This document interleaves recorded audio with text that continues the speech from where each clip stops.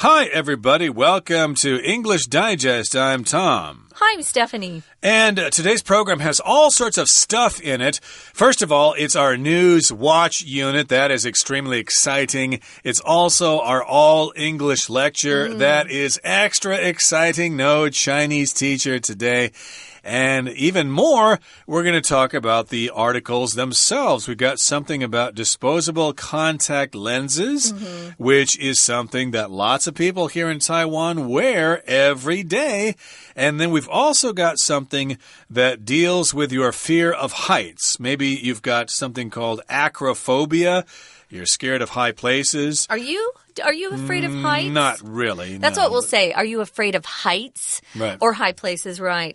Acrophobia. No, I'm not. Right. So some people do suffer from this. There are various phobias that people have. Yeah. And we'll talk about some of those in today's program. But we are specifically talking about overcoming your fear of heights with something called virtual reality therapy. That's our second article for today. And as I said, the first article is about disposable contact lenses and how they are bad for the environment. Right. So let's get to it, everybody. Let's read the entire content of today's lesson now, one time.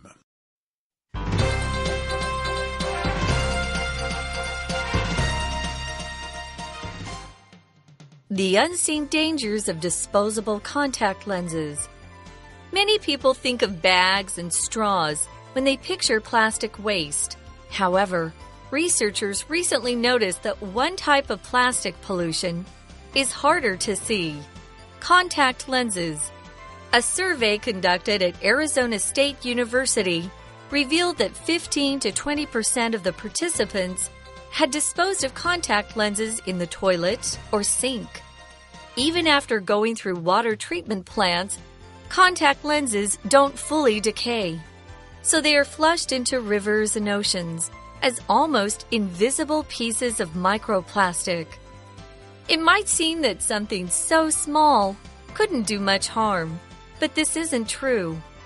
Microplastics absorb toxic chemicals at a higher rate than average waste items, so they can threaten life all the way up the food chain, eventually reaching humans. Although contact lenses make up just a small part of the pollution flooding into our oceans, they definitely still have an impact. The researchers hope to see contact lens manufacturers make their products easier to recycle and encourage consumers to dispose of their lenses properly. Overcoming a fear of heights with virtual reality therapy. If being in high places leaves you stricken with fear, you're not alone.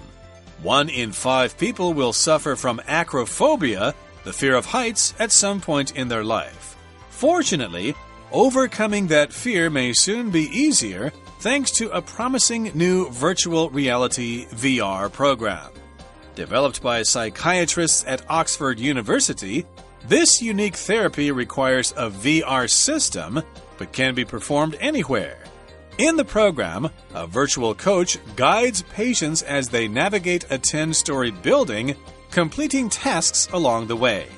This exercise helps build associations with less stressful memories around heights. The program was tested on a group of 100 subjects, all with moderate to severe acrophobia. Half the participants used the VR therapy, while the other half received no treatment. The experiment exceeded expectations, reducing the first group's acrophobia by an average of 68%. Many of the participants say it has changed their lives. Now, researchers are considering whether the technology might be useful for other psychological issues. While it can't replace human professionals completely, VR therapy could become a game changer in the field of psychology. Okay, folks, this is our all-English lecture. No Chinese at all. Or no Spanish? No Spanish, no French. No French, German, no, just Russian? English. And we'll try to be a little bit clearer. We'll try to speak a little slower. Here we go. The unseen dangers. You can't see the dangers, I think, here because you honestly don't even think about it. But it could also literally mean you can't see the contact lenses. I bet everyone's had a friend who had a contact lens pop out, and they're down on the ground on their knees trying to find that contact lens. My mom used to wear contact lenses, and I remember her losing them quite frequently. So we're talking about the dangers of disposable contact lenses. If something's disposable, you use it once and you throw it out. So for an example, I like disposable hand wipes. They come in those little packages, and when I'm outside, I'm on the bus and stuff, I want to wash my hands so I don't have germs. I don't want to get a cold. Those you use once and you throw them in the garbage. Right, or you could use disposable cutlery, disposable silverware when you eat, disposable cups and stuff like that. I used to use a disposable razor to shave with, but I've since started using the safety razors from my dad's generation. Basically so I don't, create lots of plastic garbage. They're all metal there. And you've got disposable diapers, disposable razors, as I said. And in this case, we've got disposable contact lenses. My wife used to wear disposable contact lenses, but I guess they were getting to be bad for her eyes or something like that. They do kind of cause your eyes to lose oxygen or something like that because you wear them for so long. So she stopped wearing those and wears glasses now. Well, here in the first paragraph it says, many people think of bags and straws when they picture plastic waste. So if we ask you to imagine or picture plastic waste, when I mention this term plastic waste, what do you think of? What do you picture in your mind? Well, most people will think of bags, plastic bags. We're always hearing about those. And straws. Plastic straws, of course, have been in the news recently. Lots of governments and lots of restaurants are trying to ban the use of plastic straws because they get into the ecosystem and cause problems there, although there are other problems too with plastic waste. But in any case, that's what most people think of, plastic bags and straws. Well, it says here, however, this is sort of a different thought here. Researchers recently noticed that one type of plastic pollution is harder to see, and that's contact lenses. So they've done some studies, obviously. They've done research. These are researchers who noticed that we have some plastic pollution that no one's paying attention to, and that is the contact lenses. So the survey or the research they did actually took place at Arizona State University, or as we call it in Arizona, ASU, which is very close to my home, actually. Is that the one with the Sun Devils? Yeah, we're the Arizona Sun Devils. I didn't graduate from ASU. I went to a different school. But most of my family, they went to ASU. They're graduates of Arizona State University. If you conduct something, you carry it out. We always use this. For the most part, we use this when we're talking about research. And you've got scientists who want to test a theory or test an idea. They'll often conduct a survey or conduct experiments. You can also be a conductor if you're a musician, and that person actually leads an orchestra, a band, or a symphony. They're up in the front and they're leading everybody. They're conducting the orchestra. Here, though, we're conducting a research project. It's a survey. So they ask people, hey, how do you get rid of your contact lenses? And they found that 15 to 20% of the participants, or the people they surveyed, had gotten rid of or disposed of contact lenses in the toilet or the sink and not put them in the garbage. Right, so that's 15 to 20% of people there. When they're using the toilet and they decide that they don't want to use that contact lens anymore, they just flush it down with the other stuff there, or they might just wash it down in the sink. And even after going through water treatment plants, contact lenses don't fully decay, so they are flushed into rivers and oceans as almost invisible pieces of microplastic. So, yes, of course, when things go through the pipes in your house, when you flush the toilet, or when you wash it down the sink, usually they go to some kind of water treatment plant where the sewage or the waste is treated. But in this particular case, contact lenses go to those treatment plants, but they don't fully decay.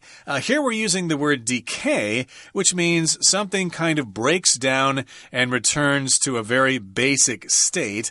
Lots of things can decay, like food can decay, for example. It rots. Your teeth can decay as well. If you don't brush your teeth or if you don't floss your teeth every day, you will suffer from tooth decay. In that case, decay is a noun, but here it's being used as a verb. Yeah, they don't totally break down. They're not biodegradable, as we often say. So they just stay in that form of plastic for hundreds of years.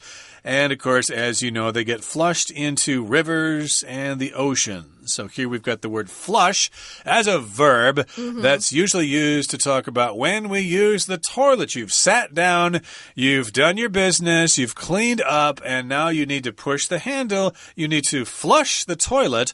But we also use the word flush when we talk about a large amount of water going down through some sort of pipe or something like that, or rinsing something. So the water gets flushed into rivers and oceans as almost invisible pieces of microplastic. Something invisible is something that is unseen, something that you can't see. Right. I think there's a superhero that can make himself invisible. I kind of like that, to be invisible and just watch what people are doing when they don't think you're around. Yeah, invisible, you can't see something. Visible, of course, is something you can see. It's just the opposite. I wanted to mention flushed as an adjective means that you're embarrassed about something and your face turns red. We'll say someone's face is flushed, or, she blushed and so her face is flushed. Or sometimes if, I don't think it happens so much with Asians, but if your skin is really white, and you're a Caucasian like me, when I exercise, my skin turns really red in my face, and I'll have people I don't know go, "Are you okay?" Yeah, my face is flushed, so it just turns red. But here, of course, you're actually using some sort of lever on your toilet and letting that toilet the water in the toilet go down through the pipes, and it eventually ends up in a water treatment plant where the chemicals there are very, very strong. But, these contact lenses are man-made material, so they don't just break apart and go into the soil, or they're always there. Microplastic here, this word just means really tiny pieces of plastic. Right, and here in the next paragraph it says, it might seem that something so small couldn't do much harm, but this isn't true. So, of course, you've worn your disposable contact lenses and you want to get rid of them and you think, oh, it's just so small. They're barely 1 centimeter wide. Yeah, big deal. Huh? What harm is it going to do? But we're going to find out that these things actually do cause lots of harm. These are microplastics, small pieces of plastic. They absorb toxic chemicals at a higher rate than average waste items. To absorb means to suck in. Toxic means poisonous. And these are chemicals that get sucked into these little pieces of plastic. Much more than average waste items. Much more than average garbage. Like toilet paper. Indeed. Yeah. And so they can threaten life all the way up the food chain, eventually reaching humans. So yes, they get into the ocean and fish eat them. And then fishermen catch those fish. And we go to Geelong and have seafood there at the Miaokou Yeshi. Oh, I can't speak Chinese. What did I do? No. The Temple Street Market, I believe it's called there in Geelong. And that little plastic is still in that fish, and you ingest it. It goes in your body. So that's the food chain here. So, gee, imagine that. If you eat fish, you're going to be having someone's contact lens inside your tummy, okay? Yeah, I'm sure people think, oh, I must be, about the only one who puts my lenses in the toilet, or I let them go down the sink. Big deal. But while you're doing it, there are probably millions of other people doing the same thing. So we're making our oceans dirty. We're hurting the fish. And eventually, if we eat those fish that take in those contact lenses, it's hurting people too. So although contact lenses make up just a small part of the pollution flooding into our oceans, they definitely still have an impact. I think most people who pollute, folks who go to the beach and leave their cans and their plastic bags on the sand, they think, oh, it's just a little bit. But when everybody does the same thing, it adds up to a lot of pollution. So your contact lenses, although they might look small, if everyone's doing the same thing, it ends up being a lot of pollution. So the researchers hope to see contact lens manufacturers, the people who make them. Notice if you're talking about contact lens, just like one, contact lens manufacturers. We're using singular for the lens there because it's turning in to an adjective. What kind of manufacturers? Well, it's the contact lens manufacturers. They make their products easier to recycle. We're hoping that they'll work on that so that they'll break apart, decay better. And that might also help if they can encourage their consumers to dispose of their lenses properly. They might want to start making commercials about what to do with those disposable contact lenses when you're finished with them. Yeah, and what's wrong with glasses? I tried to wear contact lenses before. They are a hassle to clean and put in and stuff like that. And I wear glasses, and I've got the transition lenses, so they turn dark in the sunlight. I don't know if contact lenses can do that, but I like my glasses. I would never use contact lenses. But yes, we've got to encourage consumers who want to use contact lenses to dispose of them properly. Don't flush them down the toilet. Don't flush them down the toilet, and don't wash them down the sink. Okay, that brings us to the midway point in today's lesson. Let's take a break now, but please stay tuned. We'll be right back.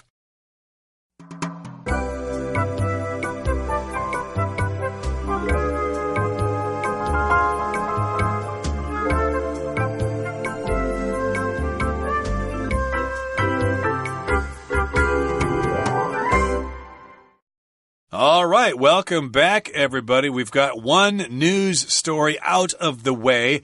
We've talked about the unseen dangers of disposable contact lenses. If you wear them, please dispose of them properly, not in the toilet and not in the sink. Now, our next article is about overcoming your fear of heights if you have that, and you might use virtual reality therapy.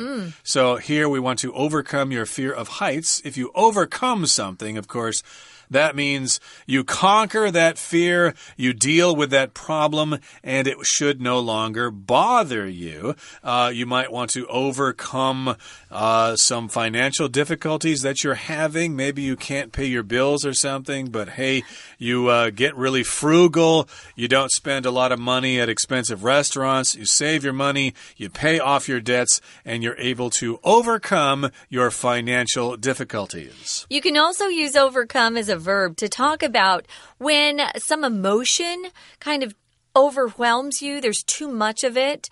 If you're overwhelmed with sorrow, you might start crying, or overwhelmed with nervousness. Maybe you're so nervous before taking a test, you can't even think or concentrate. So we use it that way too. If you overcome a fear, it's like Tom said, you're able to deal with some sort of problem or issue that you have so that you're successful. So I don't have a fear of heights, although I can't say I love driving over high bridges for a long time. I don't like to look outside the window. If I'm not driving, I definitely won't look out the window. But yeah, I don't really like that, but I'm not too afraid of heights, I don't think. So this is a way of dealing with your acrophobia. We're going to talk about that. The big long word acrophobia just means a fear of heights. So virtual reality is really catching on these days. A lot of video games are made into VR. I've recorded a couple of videos, or I do the voice on the video, and I've done VR tourist videos. I was telling Tom, You know, if you want to go biking in Taiwan, the best places to go biking were included on this virtual reality video. But I also did one for doctors and how to do surgery, which was very interesting. They're using it for a lot of things. Here we're talking about therapy, and we're talking about overcoming a mental issue that you have. Because if you're afraid of heights, it has something to do with your brain.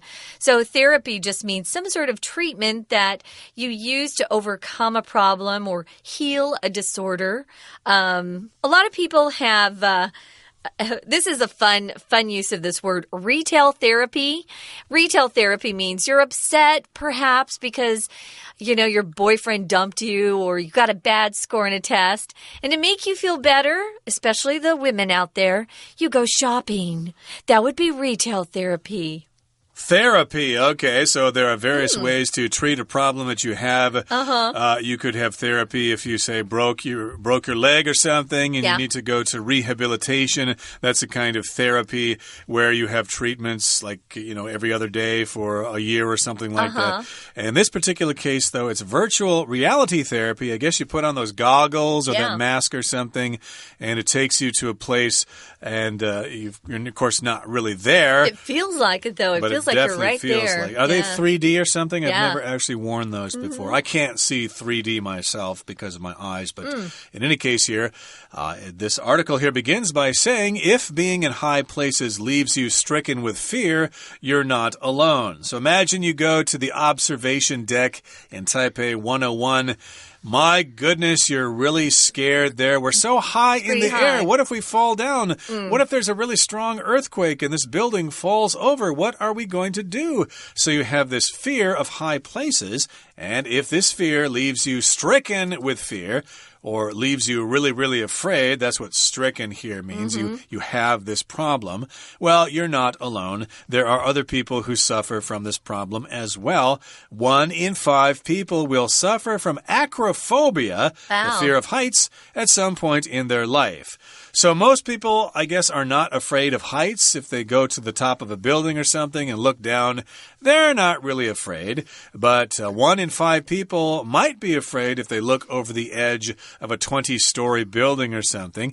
And if you have an excessive fear of heights, I think it's natural to be scared of heights somehow. If you do fall, you're going to get hurt, you know, so you should be a little scared of it. But if you are really scared of it, then you suffer from something called acrophobia. We've got lots of phobias, of course. If you're scared of closed-in places, you have claustrophobia. And then I think if you're scared of spiders, you have arachnophobia or something like that. There are lists of all sorts of phobias that people have. People can be scared of clowns. They can be scared of little tiny dots on the page of a paper. Or crowds going out of the house. They just want to be alone. Or they have fear of open spaces. They like to be around other people. If no one's around, they're really scared. There are all sorts of phobias. Lots of phobias. Well, this VR program was developed by psychiatrists in England. That's where Oxford University is located. Oxford and Cambridge are the 2 most prestigious universities over there in the UK. If you're a psychiatrist, you're a doctor who specializes in mental illness or problems that people have in their brains. So this unique therapy requires a VR system, but it can be performed anywhere. So how do they use this VR system? Well, they've got a program and a virtual coach. So this is like a voice that talks to you as you're watching whatever's in those goggles. They will coach the patients as they navigate a 10-story building. If you navigate someplace or somewhere, it just means you're directing your path or your footsteps. You could navigate by the stars, look up at the stars at night and determine which direction you want to go, north, south, east, west. We navigate ships, you know, you'll have a captain of the ship who is at the wheel navigating the ship. Well, they navigate or they tell the patients where to go as they're going through this 10-story building. 10-story is another way to say 10-floor building, or this building has 10 floors. Right, so you're in this VR program and it guides you through this 10-story building, maybe going from the ground floor to the next floor and on up to the 10th floor, and you complete various tasks along the way, and you have these associations that are built as you're going through this building. So maybe if you're on the 5th floor and you look out the window, you have a nice experience there in the VR program so that you associate or connect these nice memories with being up in a high place, and then maybe you'll lose your fear of heights. Yeah. Now, here in the next paragraph, it says, the program was tested on a group of 100 subjects. No, these aren't school subjects like mathematics or science or physics or anything like that. These are people who are participating in a study, and a person who participates in a study is called a subject. So we've got 100 subjects or 100 people participating in this study, a group of them, and they all had moderate to severe acrophobia. They all suffered from this problem to some degree. Well, I wanted to mention, you can also call these folks participants, of course, so subjects or participants. Now, half of them used the VR therapy, and the other half of the group didn't. They didn't get any treatment, and that's usually what they do when they're testing some sort of medical prescription drug. Some of the folks will take the drug and some won't, so they can compare the two groups. So the experiment exceeded expectations. To exceed means to go beyond some number, to be greater in number or size than you had thought, or to be better than or surpass expectations. We'll often use a stock, for a company stock market. Oh, this stock or the company's results this quarter exceeded our expectations. Expectations is used with an S. Please don't say my parents have great expectation for me. Oh. No, it's always plural. Expectations here just means something that you believe will happen in the future or something that will take place. A belief that someone will or should achieve something is how we use it when we're talking about students. So the experiment was even better than they thought it would be. And it helped reduce the first group's acrophobia by an average of almost 70%. That's a lot.